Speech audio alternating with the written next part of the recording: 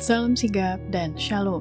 Renungan kita pada hari ini, Selasa 8 November 2022, berjudul Dia Menegur. Ayat intinya terdapat di dalam Wahyu 3 ayat 19.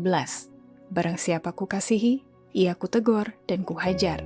Sebab itu, relakanlah hatimu dan bertobatlah. Pena Inspirasi menuliskan yang dimaksud dengan judul renungan kita pagi ini, Dia Menegur, adalah bukti Dia peduli kepadamu. Dan makanya kita harus senantiasa datang menghampiri tata kasih karunia Allah dan mengalami kasih-Nya yang tiada bandingnya itu adalah sebagai berikut. Pertama, alasan perlu Dia menegur dengan keras orang yang dikasihinya agar mereka mau memperbaiki tingkah laku yang tidak sopan dan yang suka berbicara kasar dan suka melukai perasaan orang lain. Sebagian orang berbicara kasar, bersikap tidak sopan sehingga melukai perasaan orang lain.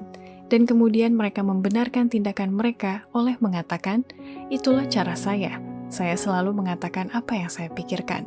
Dan mereka meninggikan sifat jahat mereka sebagai kebaikan. Tingkah laku mereka yang tidak sopan harus ditegur dengan keras.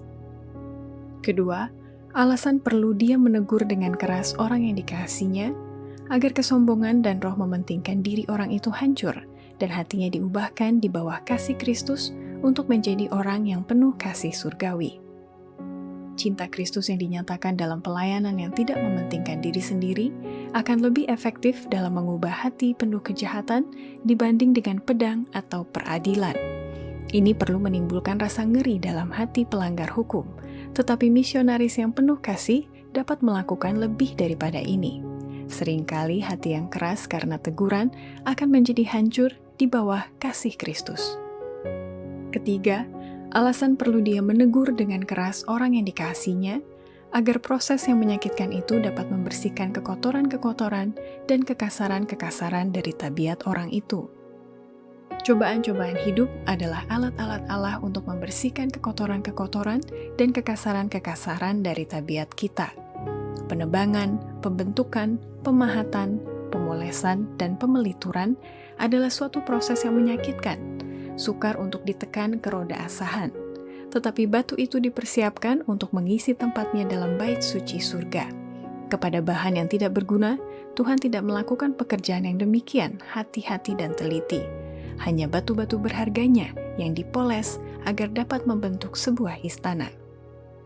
Keempat, alasan perlu Dia menegur dengan keras orang yang dikasihinya, agar hati orang itu menjadi tempat kediaman Roh Kudus, setelah Kristus mengangkat hati orang yang menyesal itu dan memurnikan jiwanya yang berduka seperti yang dialami oleh Raja Daud.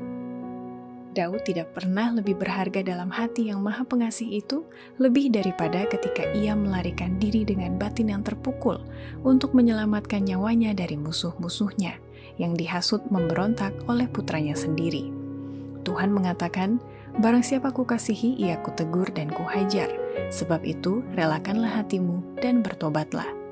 Kristus mengangkat hati yang menyesal dan memurnikan jiwa yang berduka sampai hati itu menjadi tempat kediamannya. Demikianlah renungan kita pada hari ini. Kiranya Tuhan memberkati kita semua.